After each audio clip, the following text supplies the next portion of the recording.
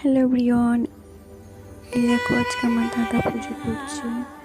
দাদা পুজো করার হয়ে গেছে, এবার আমি সবজি কাটতে বসেছি।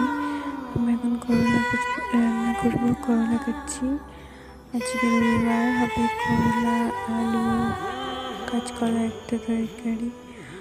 আর এরকম এখন মশলা বাটছি। আমার করলা কাটা হয়ে গেছে। মশলা বাটার পরে আমি রান্না করা শুরু করবো। এটা আমার দাদা রান্না করছে, মশলা বেটে দিলাম।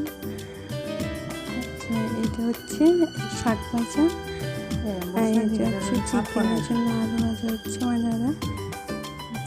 আমি সব কিছু রেডি করে দিলাম, দাদা এখন রান্না করবেন। দেখো আমি মশলা বেটে দিয়েছি, দাদা রান্না করবে। তোমরা দেখতে থাকো আমার দাদা কীভাবে রান্না করে। অনেক টেস্টি হয়, অনেক সুন্দর করে রান্না করে আমার দাদা। মশলা কষাচ্ছে সুন্দর করে।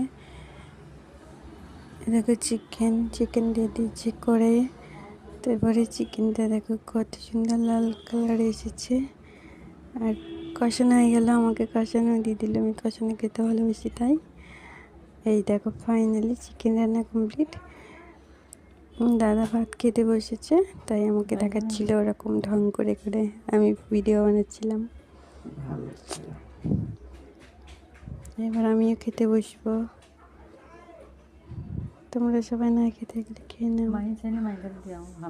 দাদা খাচ্ছে, এবার আমিও খেতে বসবো।